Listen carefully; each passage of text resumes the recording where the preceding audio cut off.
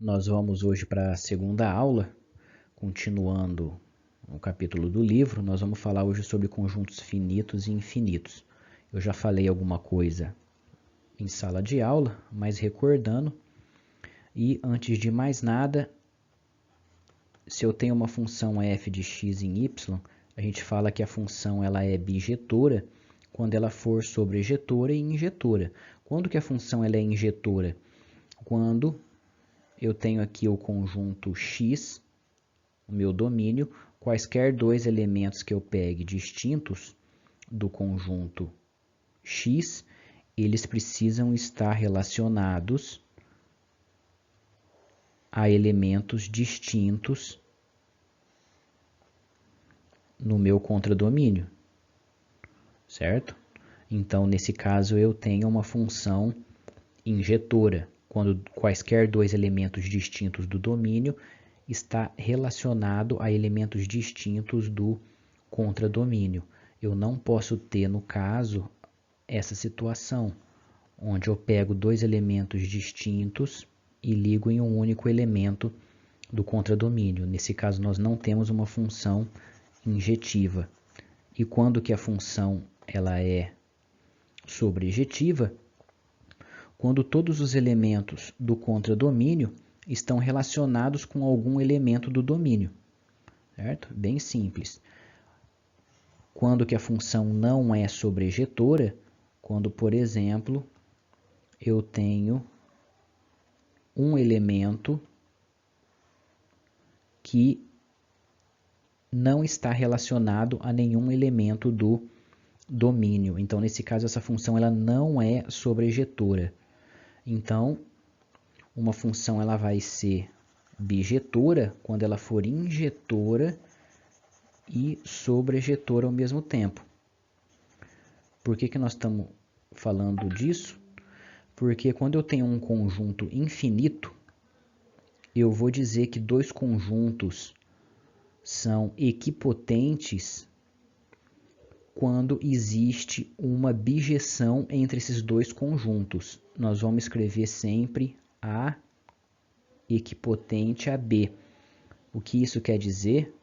Que existe uma função f que liga A em B, de tal forma que essa função f seja bijetora. Isso a gente relaciona e diz que as duas funções elas são, ou melhor, os dois conjuntos são equipotentes. Então, quando a gente fala de conjunto infinito, eu não consigo falar quantos elementos tem, mas eu consigo falar de cardinalidade. Eu digo que dois conjuntos têm a mesma cardinalidade quando existe uma bijeção entre A e B.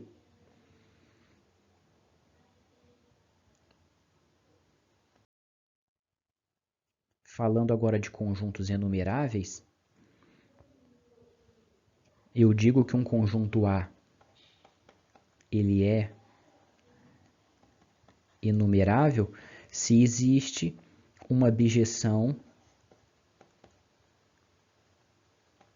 f do conjunto dos números naturais nele. Sempre que eu conseguir criar uma bijeção do conjunto dos naturais no conjunto A, eu digo que o conjunto é enumerável. Como exemplo, vamos pegar aí o conjunto dos números pares. Conjunto dos números pares. Então, nós temos aqui, vou começar do 2, 2, 4, 6, 8 e assim sucessivamente. Eu quero criar uma bijeção que vá desse conjunto, vou chamar de P, conjunto dos números pares. Eu quero criar uma bijeção F que vai do conjunto dos números naturais nesse conjunto P. Então, eu pego um elemento N e ligo no elemento 2N. Ou seja, para N igual a 1, eu tenho 2 vezes 1, 2. Eu levo 1 no 2. Para N igual a 2, eu tenho 2 vezes 2, 4. Levo 2 no 4. E assim sucessivamente. Então, eu crio aqui uma bijeção de N em P. Então eu mostro que o conjunto dos números pares é um conjunto enumerável.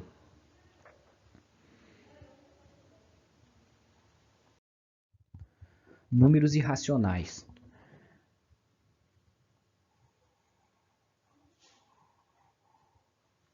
Falando de números irracionais, o primeiro número que a gente vem na cabeça é o número π, que é aproximadamente 3,141592, assim vai, é um número irracional. Voltando um pouco, o que seria um número racional? Um número x que pertence ao conjunto dos números racionais. Esse número x ele é da forma p sobre q, onde p e q pertence ao conjunto dos números inteiros, onde q é diferente de zero. Então, um número é irracional quando ele não for racional, ou seja, todo número irracional ele não pode ser escrito dessa forma. É possível provar que o número π não é escrito da forma p sobre q, e, como exemplo, a gente pode provar que o número raiz de 2 ele não é racional. Como que é provado isso? A gente supõe que o número raiz de 2 seja racional, então eu estou supondo que raiz de 2 ele pode ser escrito da forma p sobre q. Elevando ao quadrado dos dois lados, simplifico o quadrado com a raiz, eu tenho que 2 é p ao quadrado sobre q ao quadrado, então eu tenho que p ao quadrado, passando q ao quadrado multiplicando, é 2 vezes q ao quadrado.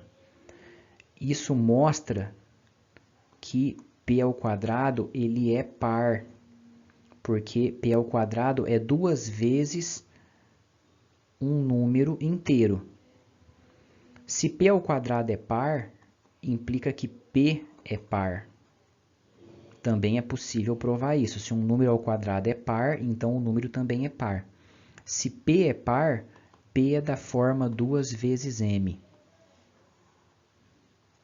Se p é da forma 2 vezes m, eu venho aqui e substituo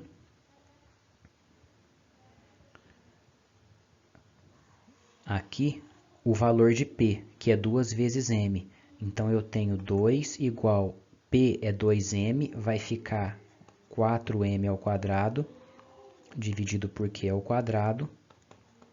Então, passando o q ao quadrado para o lado esquerdo, eu tenho que q ao quadrado e o 2 dividindo, 2m ao quadrado.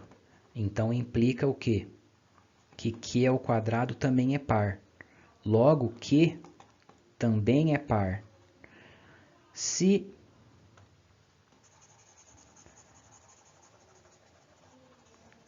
o p e o q são números pares, eu tenho que p sobre q é da forma p é 2 vezes m e q, como é par, ele é da forma 2 vezes k.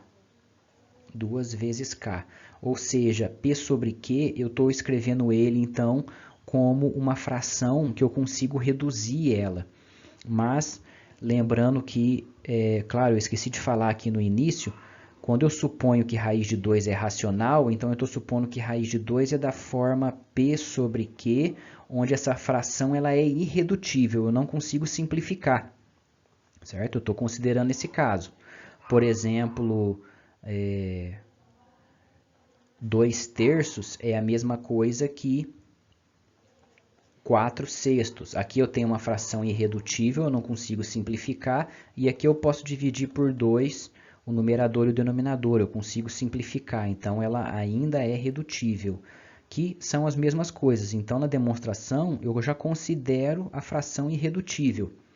E considerando que raiz de 2 é racional, a gente chega nessa contradição, que p sobre q está gerando uma fração que eu ainda consigo reduzir. Logo, o número raiz de 2 ele é irracional, certo? E Aqui, a não enumerabilidade do conjunto dos números reais. Eu tinha falado de conjunto enumerável. Um conjunto enumerável quando existe uma bijeção F do conjunto dos números naturais nesse conjunto A, que eu estou falando que ele é enumerável.